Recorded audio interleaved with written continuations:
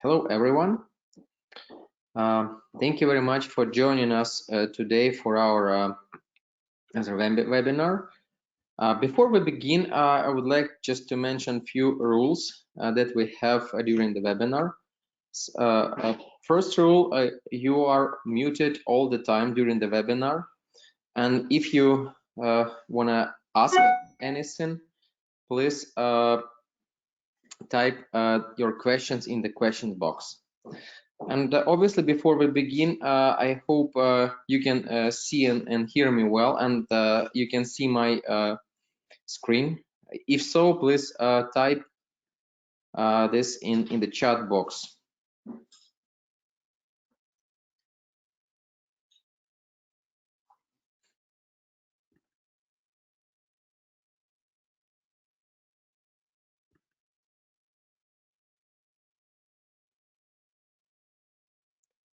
So can you hear me? And yes, everything's fine. Yeah, I think you used the questions box. So also, if someone from your colleagues is not able to attend the webinar, don't worry. The webinar will be recorded, and we'll share the link to the recorded version with you once we finish the webinar. Okay, let me just start, and just to remind you a few words about ChemSpace, what we're doing. Yes, you will remember that ChemSpace is a platform for small molecules with billions of items searchable and purchasable through ChemSpace. Currently, we host the catalog with over 400,000 in-stock building blocks and reagents provided from over 30 preferred and world-renowned suppliers, as well as over 6 million of in-stock screening compounds provided by over 10 preferred suppliers. Also, we host billions of make-on-demand analogs to these in-stock compounds. And these analogs, unlike custom synthesis-driven compounds, can be synthesized rather fast and with a high success rate because synthesis routes are known for this supply for these compounds, and the reagents are available for the reaction from in-stock. What also we do, we provide the procurement and sourcing services, FTE or FIFA service based. With that, you can have access to almost any chemical in the world, sourced for you by our experienced sourcing team members. They can source from the number of suppliers from ChemSpace and from ChemSpace catalog and off the catalog. And we support different ways to communicate with the customer, including custom systems you may require in order to register your compounds. Also, we have supported number of virtual screening programs with which you can get access to huge catalog of off-the-shelf compounds, and we support fast turnaround at fixed price. ChemSpace platform, again, hopefully you've already been using us, has ultra-fast and efficient structural, substructure, and text-based interface provided by NextMove software. Rather simple and very powerful drawing tool provided by Chemaxon, and with that you can have all the features to search that most of chemists use, as well as you can use text identifiers such as CAS numbers, MFCDs, or IUPAC names, or you can search by the file using either plain text or SD file. The ChemSpace is available through punch-out site. With the ChemSpace punch-out site, you can have a secure platform, rather customizable, that will meet all your needs. The platform is compatible with all the typical ERPs like SAP, Ariba, Coupa, and others. And we can support, as I said, secure data transfer through CXML. We have an experienced development and support team which work literally 24/7. We actually launched this system at 3 locations. What also we have on ChemSpace is a set of libraries, including fragment libraries, Dell compatible building blocks, and targeted and pre-plated sets. We prepared those libraries based on the published works from different groups, and we tried to follow the modern notions in drug discovery. And maybe a few words about fragments. And yeah, we have prepared a number of fragment sets available from ChemSpace compounds.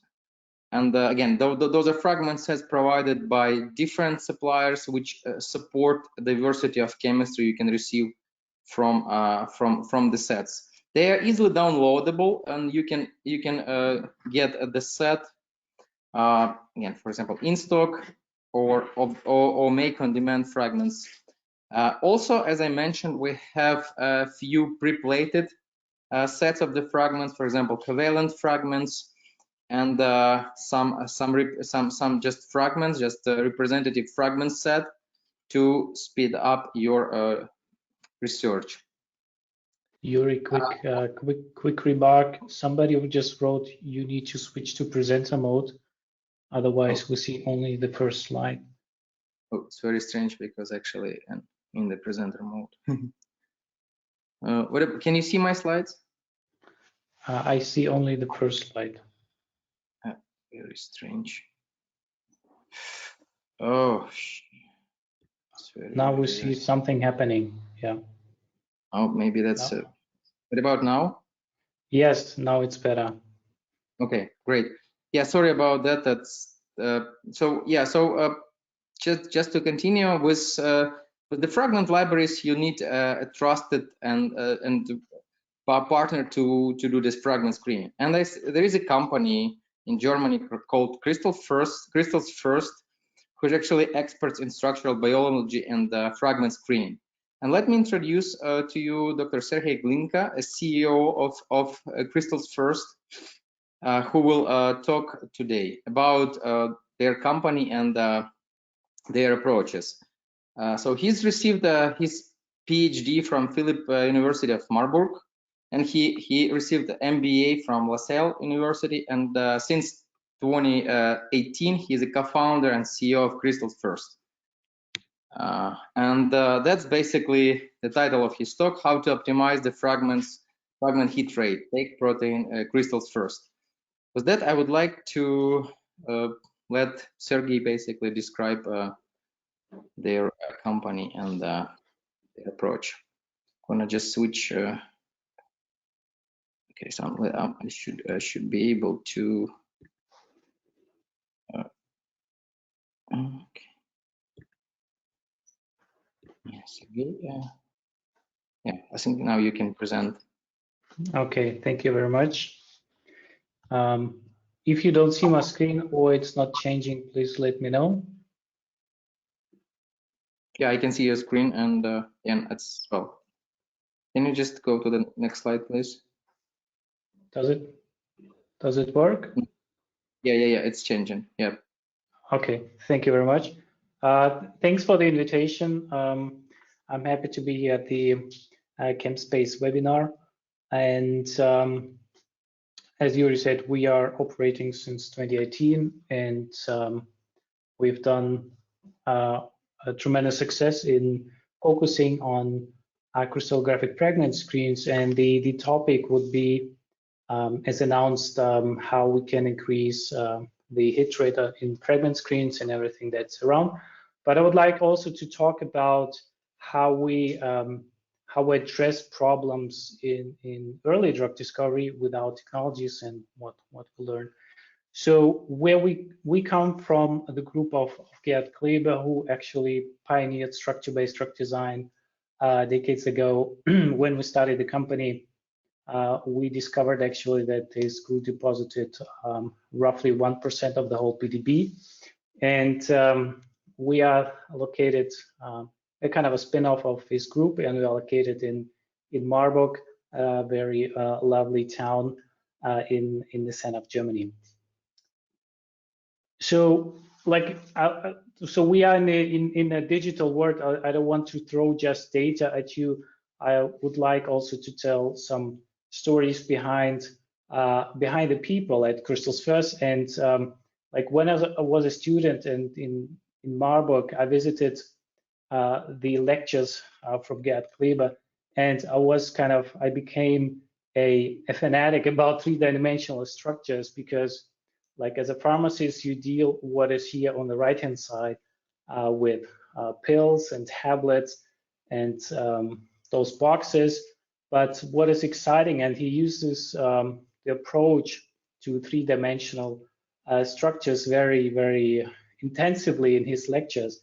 Not everybody liked it, but I liked it a lot because it kind of rationalizes the activities here of Xarelto, rationalize the activities on a three-dimensional level. So it kind of, back then as a student, I was super interested in three-dimensional structures, and now it's a kind of full-time job. So, but initially when we started the company and we started to utilize the technology, we were advised to focus on hard problems. There are many companies, young companies, that say we're gonna solve drug discovery problems very quickly and efficiently, but apparently there are so many parameters to consider that solving this problem is a challenge. And there are, as I like to say, there are no shortcuts in drug discovery.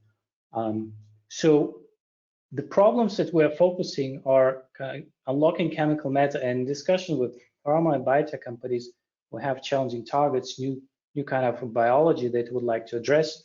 And with the rise of E3 ligases and challenging proteins in oncology, unlocking chemical matter has become a bottleneck in drug discovery.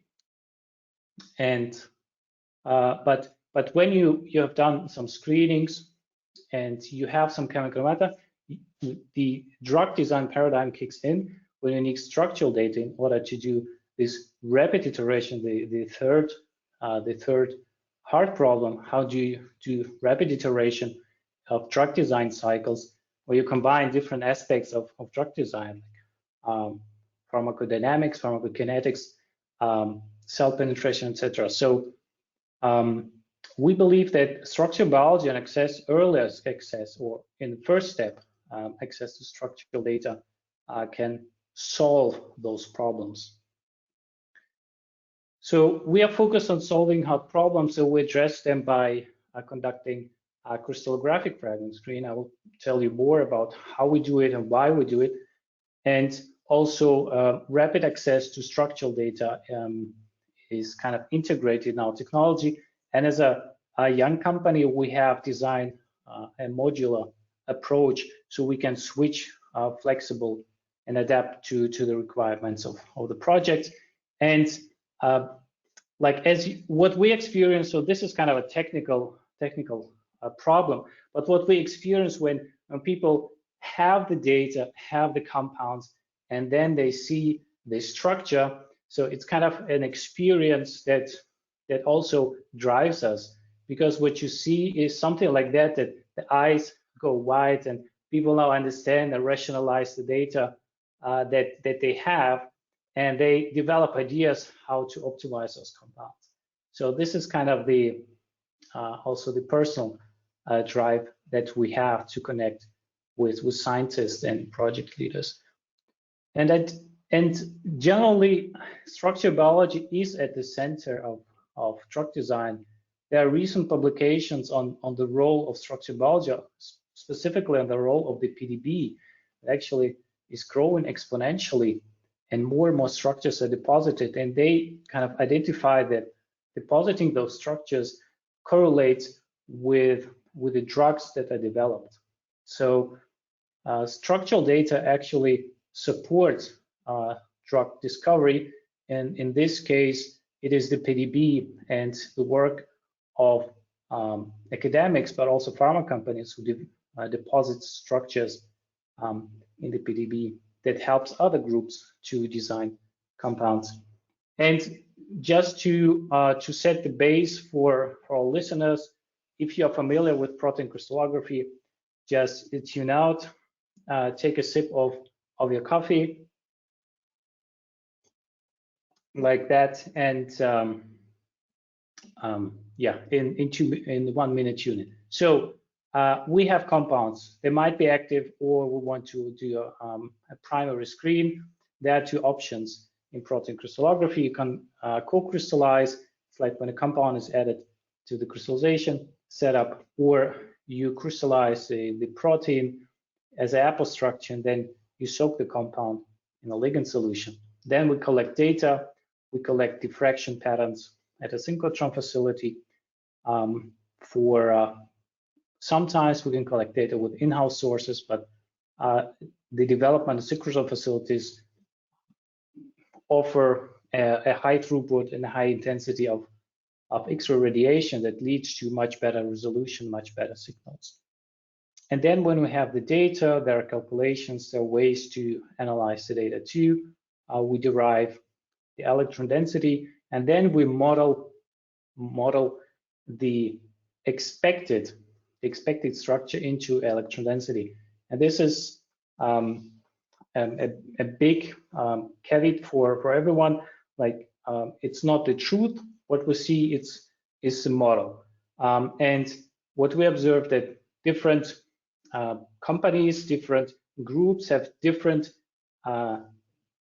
requirements for quality. We have a high requirement for quality. So before you dock a model, please take a look at the electron density if it's available before you start some simulation. So my background, so I'm a modeler. I did a PhD in modeling and didn't pay attention to it. But then as we are in the group where also X-ray crystallography was at the center, I learned that looking at also this data improves your model.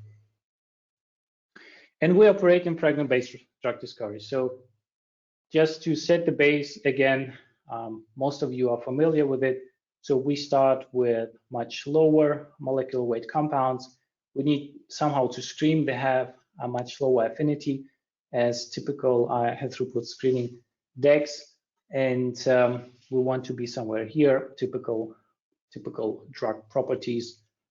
And like in this very, one of the first publications and reviews, like this is kind of the idea behind fragment-based drug discovery. And as you see, you see here the structure. So we kind of know which sub-pockets are addressed by the fragments, and then the idea is to connect them, and the whole story around it is kind of to have better design principles by having those fragments and not just large compounds from high throughput screening.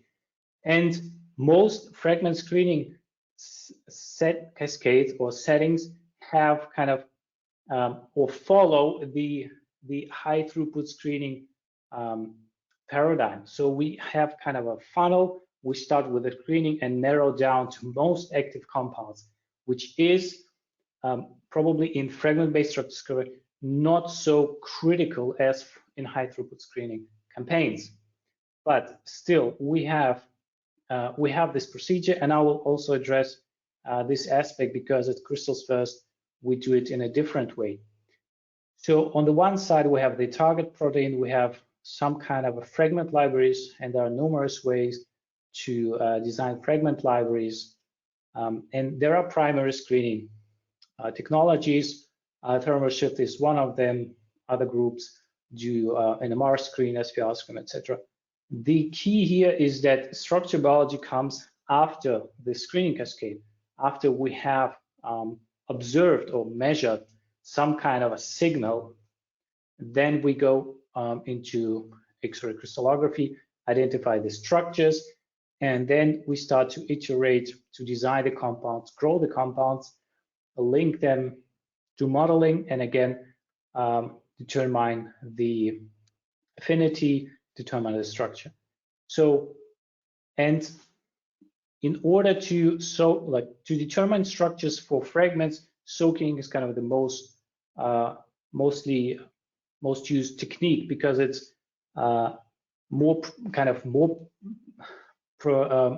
it's better to handle soaking the co-crystallization, because you never know how adding your fragment will affect the crystallization protocol.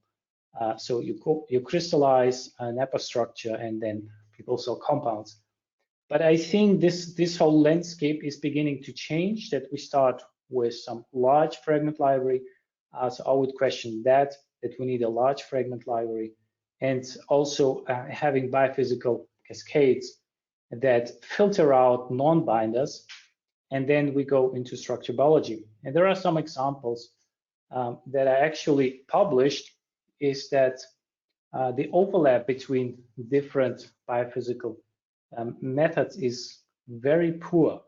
So when such a campaign is started, you want to filter out the non-binders. That's kind of the assumption. And then you determine the crystal structures, because predicting binding modes of fragments and what they induce on the protein side is computationally still very challenging. So you want a crystal structure in order to identify the interactions and grow the compound. But the overlap between the methods is poor. And in this case, so this group, they screened 2 decks of 500 fragments, and those decks were 90% the same, and 10% were kind of different type of compound, but still the overlap was very poor. They got overlap of 2 compounds. They actually rationalize why there is kind of this deviation, etc. But I don't want to know how much time they spent on doing that. So this is one of the early studies that was published, where the overlap between fragment hits of biophysical methods is very poor. And this year, we're lucky. So this year, there's another publication where they screened roughly 2,300 fragments on a UHRF1 protein. And with these methods, the overlap delivered also very low overlap. So the question is, when you have this kind of data, is how do you prioritize? Because there are also publications that show prioritizing in fragment-based drug discovery based only on ligand efficiency or affinity is not always the best idea. And because you filter out the 2 things, you filter out that modifying compounds can lead to exponential gain in affinity or loss in affinity. So filtering out the low affinity binders is not necessarily the right approach.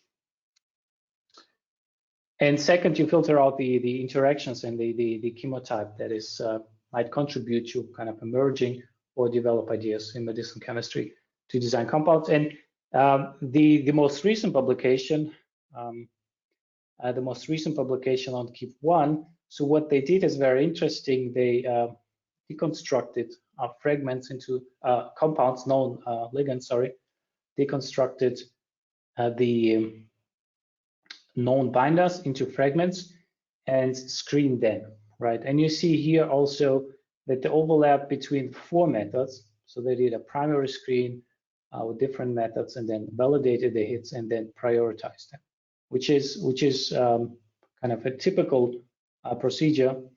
But when you see that the validated hits, the overlap is of 4 methods is poor. So the question is how to prioritize what is what is the best way to do it? And when CrystalsFirst was kind of in formation, there was a study that was kind of wrapped up in the group of Gerhard Kleber, where they also screened 361 fragments on the model protein with 6 biophysical assays and also by X-ray crystallography. And the intriguing part is that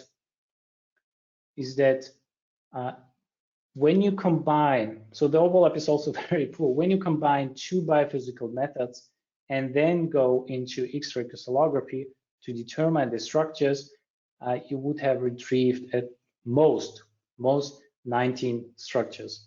And 31 fragments are identified only by X-ray crystallography. And again, from when we combine all methods, the overlap between 6 methods is poor. There are many variables that influence it, but from the pragmatic point of view, we ask, why don't we screen directly on crystals? So in this case, the sampling of the surface, of course, is much better. And also, there's sometimes a criticism that X-ray crystallography delivers only low affinity binders. Here it was not the case. 10 of them had decent ligand efficiency.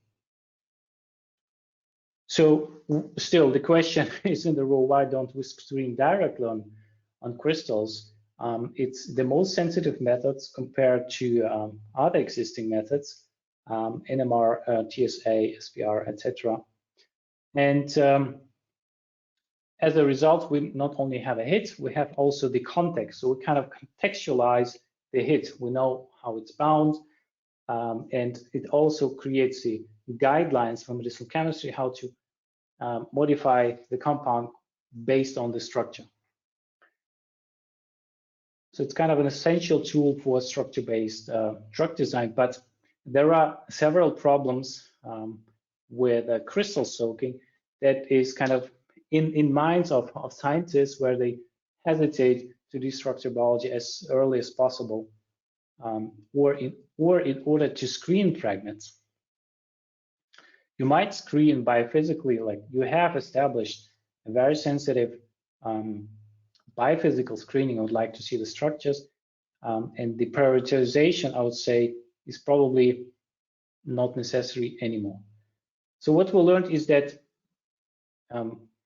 there are several pain points in crystal soaking. So the speed, it's kind of not aligned with medicinal chemistry speed. The resolution is critical in order to place fragments, especially.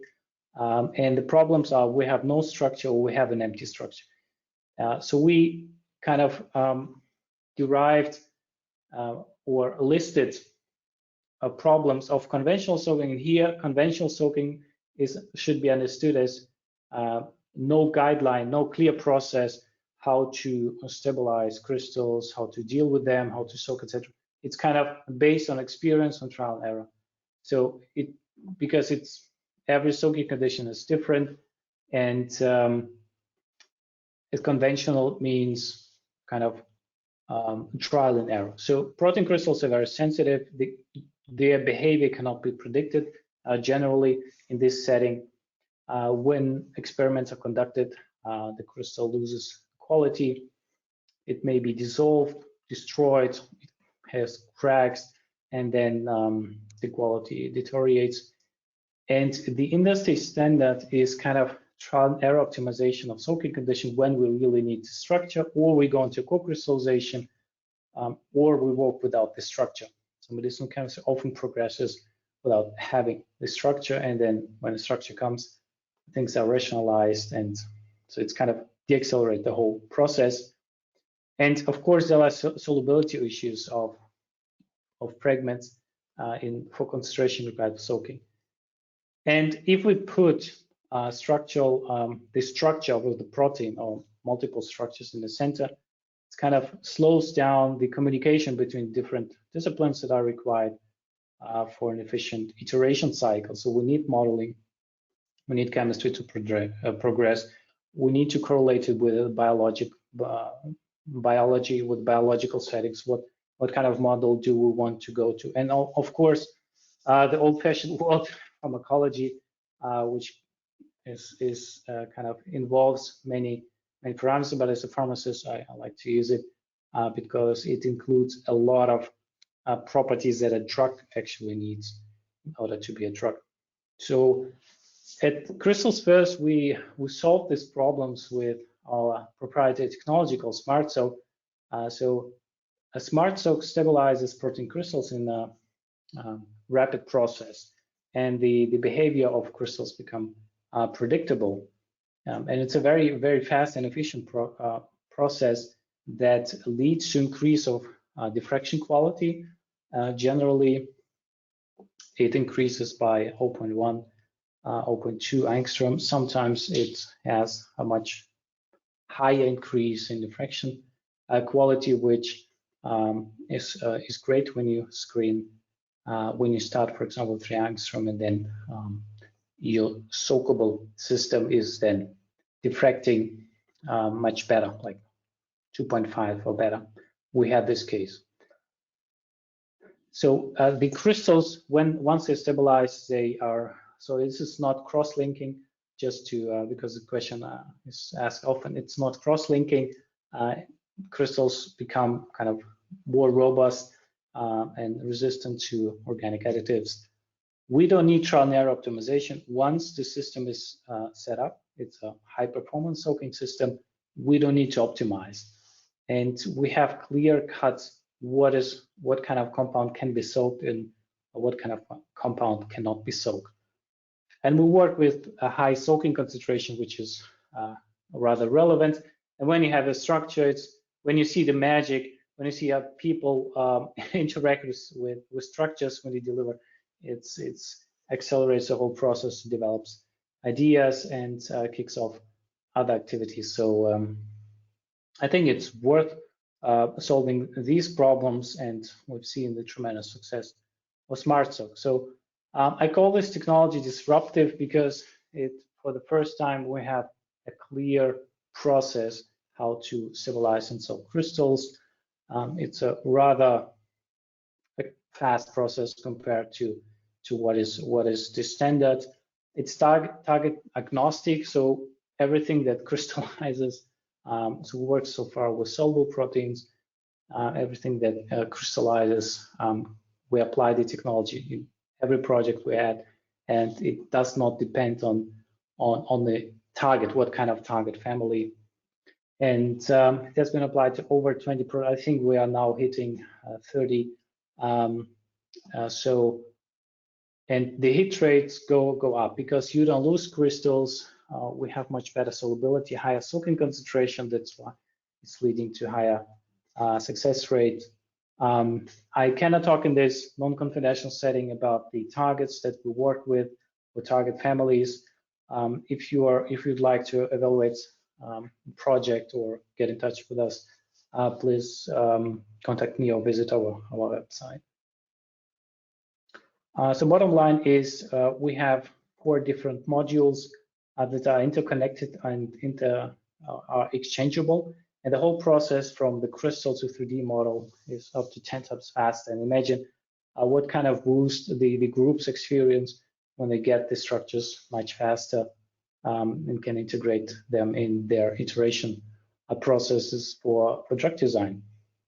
So the bottom line is we can soak fragments, but also larger compounds can be soaked if the soaking systems is appropriate for this type of experiments, and we have a clear process how to address it.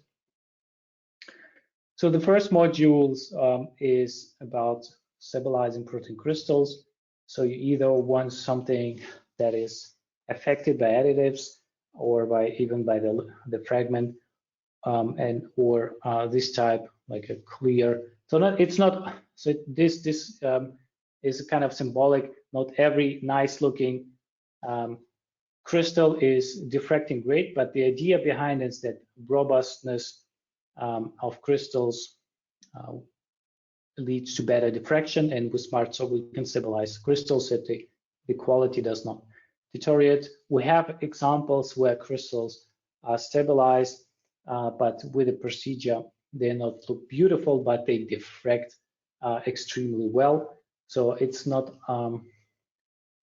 only the beauty of the crystals, it's the diffraction power that is important. Early on, we partnered with companies. Especially, I would like to emphasize Analyticon. We conducted with Analytica multiple screening campaigns very successfully. So we wanted to address a different chemical space. So we are agnostic to what kind of chemistry we screen, but what we have to offer are partnerships where the chemical space is a distinct one.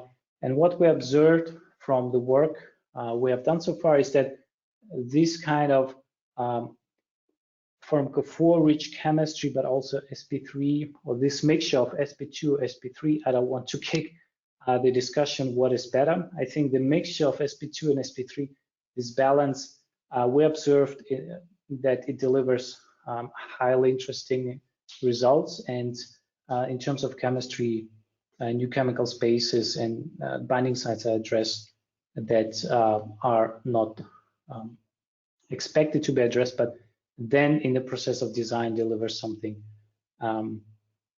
what biology can work with. So extremely good starting points for drug discovery. But we're also open to, like, clients send us their fragments and we work with them too. So after we have selected the library, we can support there too.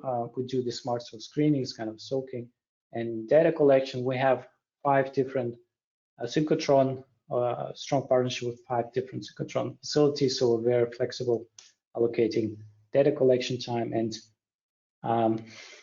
the last year led that most synchrotrons now offer a remote collection options. So we are, like, it increases also again the efficiency of data collection. And we have an automated refinement procedure that is superior to a couple of existing procedures, which has proven to refine each structure individually in a very efficient way. So the whole package kind of explained to you the whole package from crystal to 3D models optimized. We do work with crystallize, but where our competitive advantage is this workflow. We crystallize, we do also modeling, but you want to have the structure as fast as possible. And this is our core expertise. A couple of technical features, if you would like to dive in, please reach out to us. So key features for better structures faster for fragments-based drug discovery is that we can stabilize protein crystals. We soak with high concentration. On the next slide, I'll explain why it's important. So our standard setting is compared to the industry standard, again, pretty high. This improves, our setting improves also ligand solubility. We soak for longer periods of time. And these factors, along with the expertise that we also have in other technologies, lead to much better data quality and higher success rates. And this small study shows why it's so important to have high soaking concentrations. So optimally in the crystal, you want to have at each binding site, you want to address one compound. So it's kind of one monomer, one compound, in order to get a nice signal when you do the diffraction experiment. And what is the typical standards, industry standard setting is somewhere here in the 1-digit millimolars. I know some companies go higher; they have a different standards, but the kind of the wide, the mostly used setting in industry is low millimolar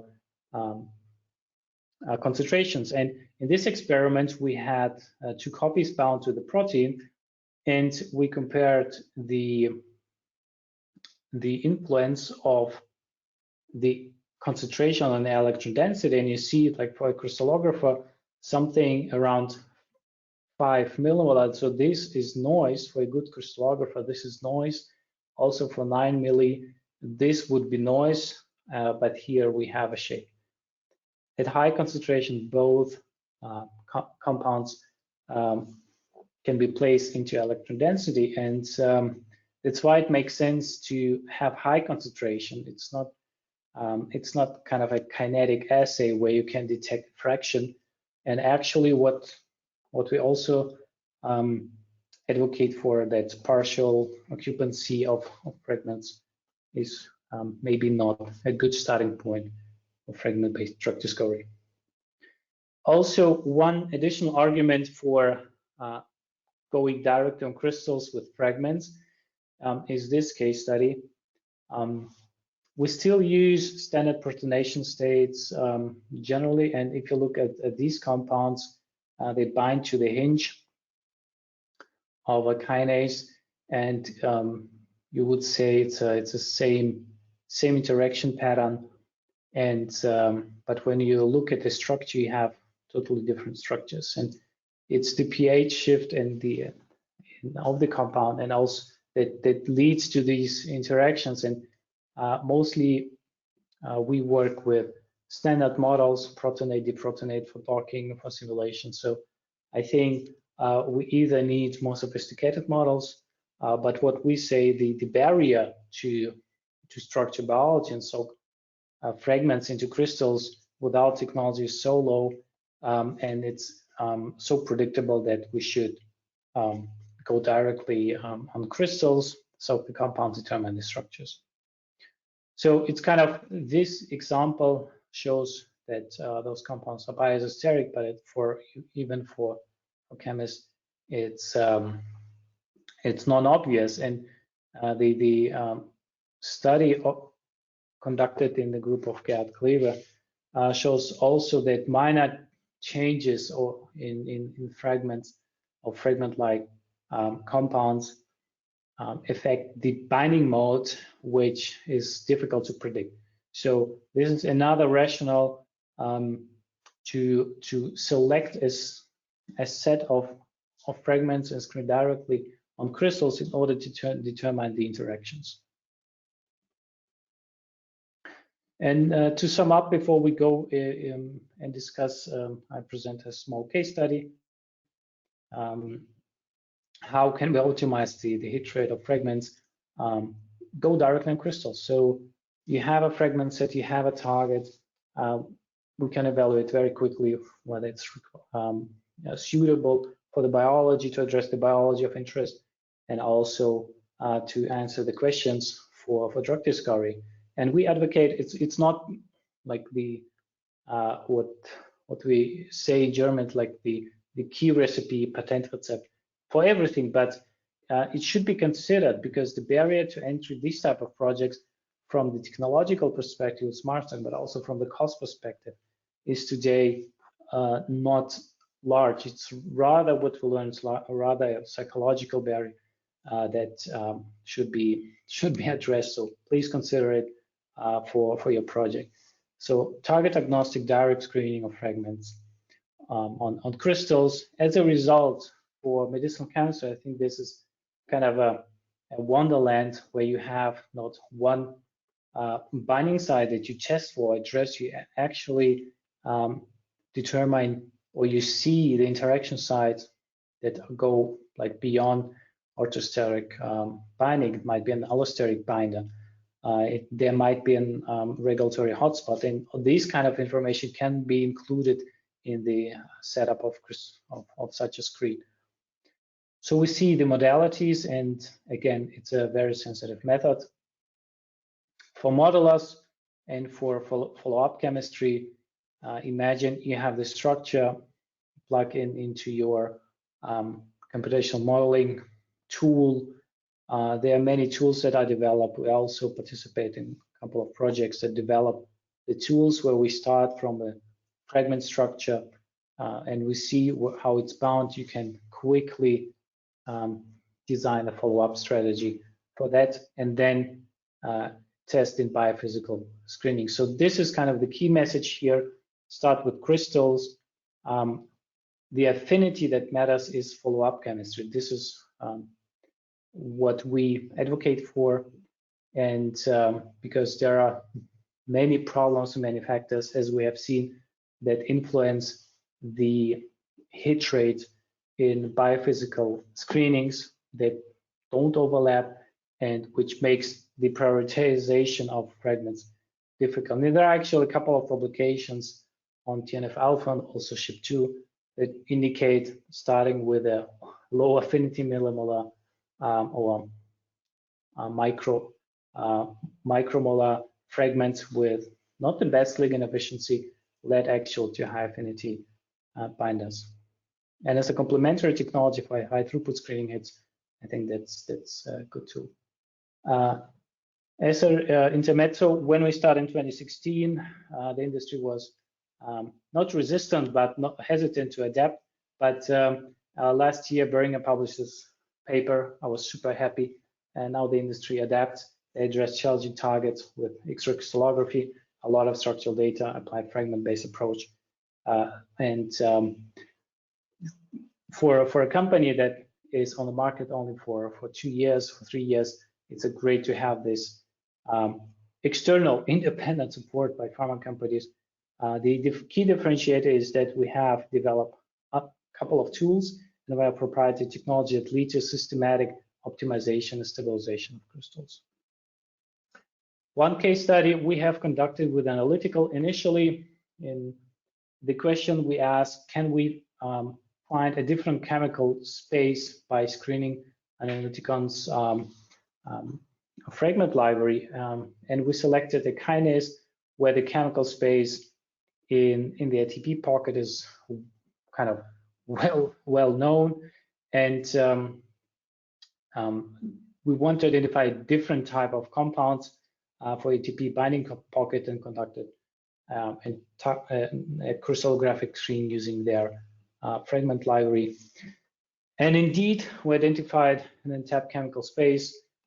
As an overall, you see here the pKa structure over here, the active side, the ATP binding pocket. And we screened, as a statistic, will come on next slide. So we had 27 ATP pocket binders, and same compounds also bound on other they had a secondary binding event. So it delivers kind of a starting points for all kinds of mode of actions that are known for kinases to develop different types of kinase inhibitors, except for type 2.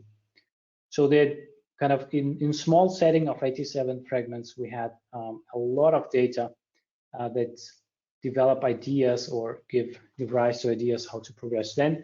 But we also asked the question, are those secondary sites relevant? Because they're often seen as artifacts, but it's beginning to change also because in computational drug discovery, a lot of simulations are done, and the interest in allosteric and regulatory hotspots or pockets or binding sites is growing exponentially, I would say. So, and this paper analyzed the regulatory hotspot, and indeed 4 out of 5 cooperative sites, allosteric sites, are addressed by these binding events. So they are not artifacts. So this is kind of a typical workflow. We start with the crystallization, we stabilize with SmartSoak, we selected the compounds, 87, identify hinge binders. The interesting part for the ATP binders, ATP pocket binders, excuse me, so we had a high hit rate, but we had an sp3 fraction of 47%, which is not like, I didn't expect it to be this high, because typical hinge binders, as we know, nitrogen, flat chemistry, sp2. So this is the publication where they deconstructed the binders and looked at the fragments. What our primary crystallographic hit have totally different character, and there's a chemistry behind it. It's not just a hit. There's a chemistry behind it in order to grow them. So it's kind of the distribution of sp3 fractions totally different compared to existing ones. So we actually achieved at this stage already our goal. We identified a different chemical space that addresses the ATP pocket. And I can show you two examples. Like we identify a fluorine hinge interaction, and here are different chemotypes. What I think from the modeling perspective is interesting, and we'll see that for the follow-up compound, it's not relevant, is that you have different growth vectors when you start from these type of compounds. You can decide which direction, so to say, you'd like to go. And also what we see, this is just one example, we see that the protein really adapts to the interactions. We have also a peptide flip on the protein side. So the compounds actually have a large influence on the retornation of side chain peptide bonds. And also here, the G-loop movement, we observe up to 6 angstrom, depending on the 3D shape of the compounds that are bound to the ATP pocket, which is very interesting, because for example, for docking, now you have different starting points that you can evaluate and explore chemical spaces. As an example of what we have done, we did a very rapid, so I modeled the compounds in a way that we looked for follow-up chemistry in the NetX library, off the shelf SRV catalog, docking, scoring, typical setting. We had a high success rate because we had 6 hits from 20 tested compounds. So roughly 30%. Pardon for the not the best depiction of molecules. For the sake of time, I just made a screenshot. So we go from kind of no affinity, we just screen on crystals, to what I call HTS-like compounds, where you have just SRV catalog strategy. We, for example, can look at this structure. So you see the 3D-dimensionality offers a very interesting binding mode for this compound, and we'll determine the crystal structure for that. And we are at micro. This one, a single-digit micro, very interesting. And it has been measured in a functional assay. And as you see here, we kind of we measure the hit actually, and we see that in a functional assay that will be a rather not detectable, like millimolar affinity, which is not a good hit in terms of ligand efficiency and affinity. So, but we do a huge leap when we just do SRV catalog in terms of affinity, and this is the key driver. And again, we validate our hypothesis in this case study again. So as a wrap up, CrystalsFirst focuses on fragment-based drug discovery screening directly on protein crystals. We design high-performance soaking systems for fragment screening, but also for co-structure determination. We have, due to our technology and expertise, highly competitive timelines and quality. So we are we are obsessed with quality. So diffraction quality is super important, and our technology delivers that. We have access to unique fragment libraries, unique chemistry expertise, but this package is exchangeable. Of course, we have a track record. If you would like to learn more, please reach out. Happy to show you more case studies. And we are flexible. We're a small company. We can adapt. We have a clear process. We can adapt to the requirements, and the more information we get, the better the soaking system becomes. So the questions from biology are important for us, because this data can be included into the in setting up the soaking systems. So our network is growing. If you'd like to learn more, kick off a project, please reach out to us. I would like to emphasize that we have a large network for synchrotron for data collection. So we are very efficient there, and all kinds of integrated drug discovery projects can be actually covered by our partners too. So please do reach out if you have any questions, you would like to evaluate a project or targets, and I'm happy to answer any questions. Thank you for your attention. Thank you, Sergey. Yeah, you can type down your questions in the question box. Before we begin, I think one question I have. Yeah, in your work, you're typically using with X-ray crystallography. Have you thought on using this, as other ways to get the structures, like microscopy? No, so it's like CrystalsFirst, like a motto. We are focused on X-ray crystallography. We have unique tools there. So we are asked this question. So far not. We are happy to support in any problem regarding X-ray crystallography. And if you have input from other technologies that can help to answer your questions, we're there to help. Thank you. Okay. How high in DMSO you go in fragment soaking? You mean how high is the concentration? Correct. Yeah, so the concentration we set up in a standard setting is 100 millimolar. We could go higher if it's required. We have special approach to that. But in most cases, 100 millimolar works perfectly. Thank you.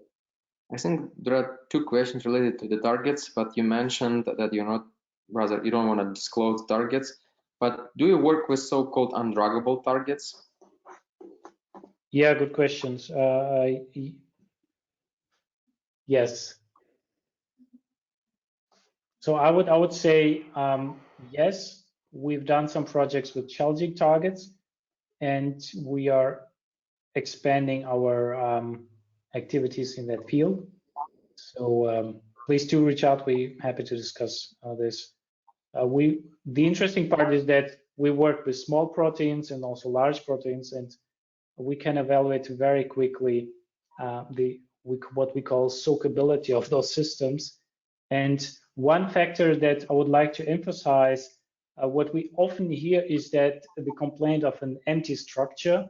So our goal is actually make sure that that the structure is not empty, and there are things that you can do and model before you go into soaking or co-structure determination.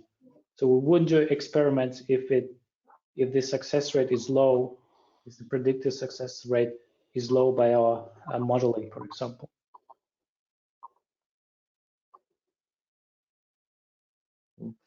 Thank you. I think there's a follow-up question to the concentration question one. So that's 100 millimolar fragment in 100% DMSO, correct? That's so basically the stock solution of fragments. So our stock solutions, so we strive for stock solution of 1 molar, and the fragment concentration is 100 millimolar, and we can also work with DMSO. Okay, so that's basically 100 millimolar. That's the working concentration, the final concentration. Yeah. Thank you. Does the SmartSoak technology also apply to large ligands, like drug-sized, not only the fragments? Yeah, that's a great question. So that's a great question. Actually, in most soaking systems, we wouldn't soak large compounds if the soaking system is not required. Because we'll look at the kind of not geometry, but the packing of the crystals that we get, that we crystallize, and if you force the soaking, you can get a distorted conformation. So there are certain limits that we stick to, and we don't want to violate those cutoffs, because like it doesn't make sense if you have a distorted ligand conformation and a binding pocket and model on that. So in most cases, also in the PKA example, after soaking the fragments, we actually co-crystallize the larger compounds. Thank you. Do you have a resolution cutoff in order to take a project through your platform? That's a great question. So our internal cutoff is 2.5, but most, like, let me say, some projects come with a crystallization protocol that delivers 3 angstrom, and we optimize that protocol. But also the application of SmartSoak in one case led to an increase of resolution just by applying the technology. So we started with 3 angstrom, for example. So it's not an example. It was the project. We started with 3, applied SmartSoak. We were below 2.5. So it depends on the crystal, but we strive for better than 2.5 in order to because we operate in a VDD context. Thank you. Yeah, and I sent this question again related to your talk. Which beamline and synchrotron are you using for data collection? So as I said, there are. So we are in Germany, so we prefer to stay in Germany. So we collected in Hamburg, but we collected already like in Switzerland, SLS. In one case also we sent the team to Albar, so we execute very fast. So these are the primary, the primary synchrotron facilities that we use, and so far we didn't have problems getting data collection time. Thank you. And how is your pipeline different from XChem at IO41? Okay, I think we should set up a call for that because it's not so easy to answer that.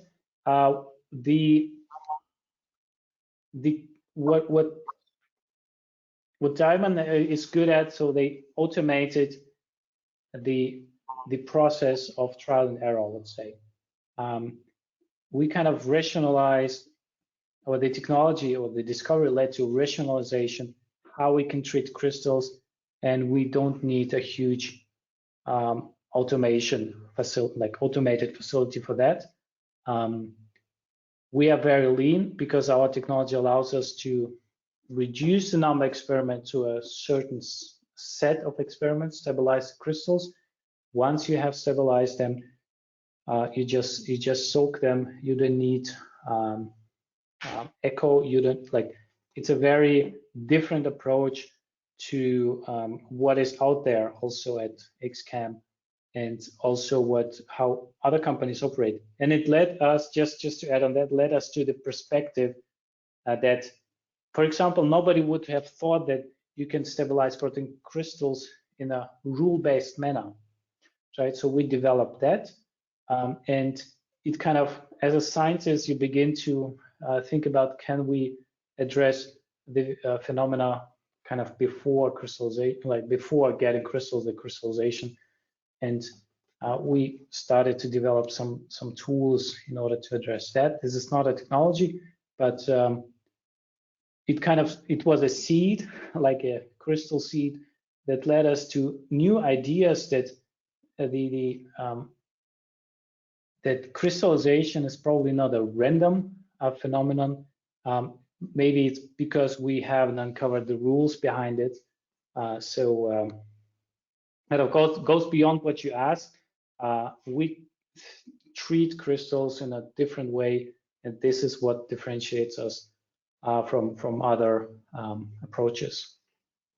But by the end of the day, you need the structure. What our technology increases is the quality, speed, and also the success rate. Thank you, Sergey. I think one more question related to the targets. Do you work with membrane proteins? So far, not. I would like to test in meso soaking technology in our setting. So if you're looking for, so I'm looking for a partner. Most companies are busy with their operations, but we haven't tested it so far. And I would be happy to exchange some ideas. How can we test it? I think the most promising would be this published in Mesosoaking by Neptaris back then. Thank you. Question related to the fragment libraries you use. Do you have your own, or you work with the libraries you can get from the partners or customers, or both? Both.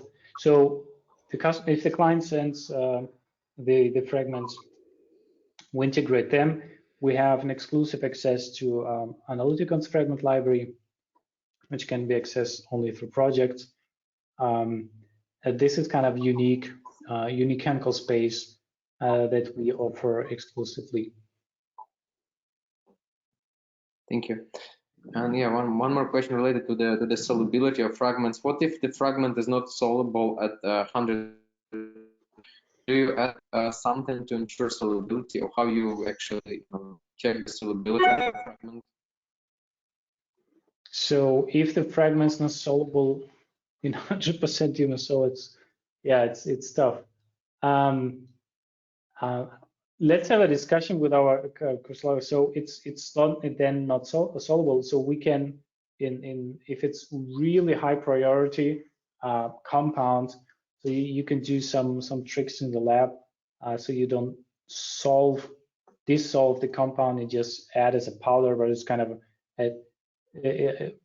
it's a dirty experiment, dirty trick in the lab, which often leads to what is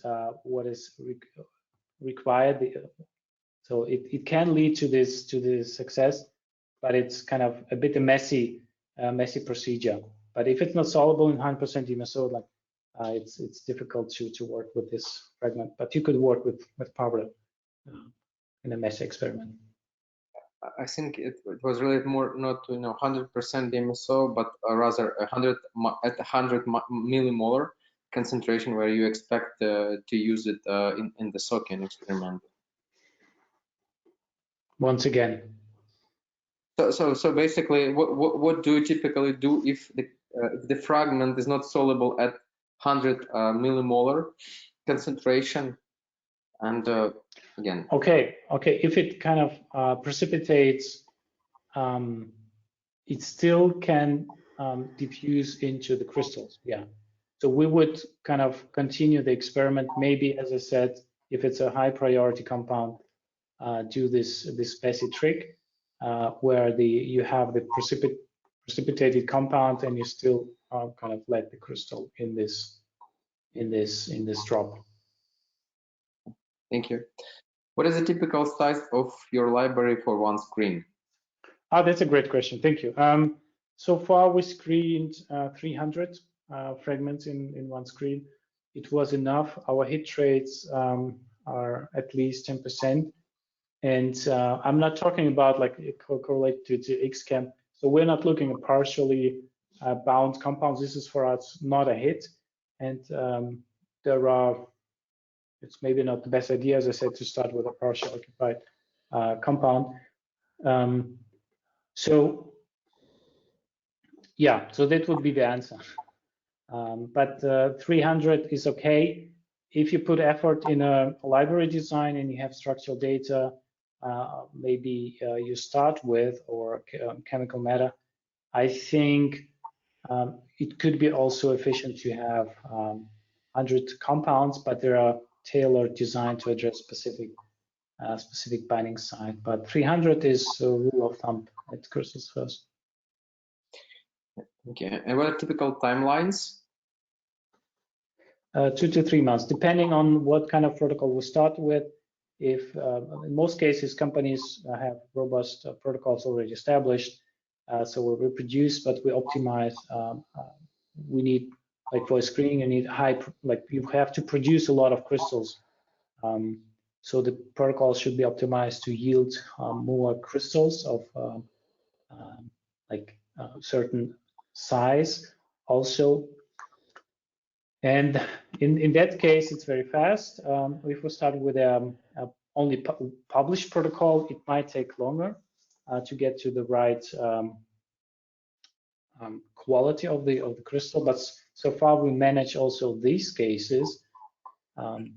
But it's typically 2 to 3 months from the beginning. It might be faster. It depends on the crystallization. If it crystallizes 10 days, like we need to give the protein 10 days. Thank you. But again, just to follow up on this, sorry, Yuri, just to follow up, in 2 or 3 months, it's just not just a hit. You have the hit, you have the structure, and you have the guidelines for medicinal chemistry. So it's not just a hit. They just fragment hits. You have the context of the hits too. Yeah, thank you. And you typically screen the singletons, not the pools, correct? Or both? Yeah, singletons.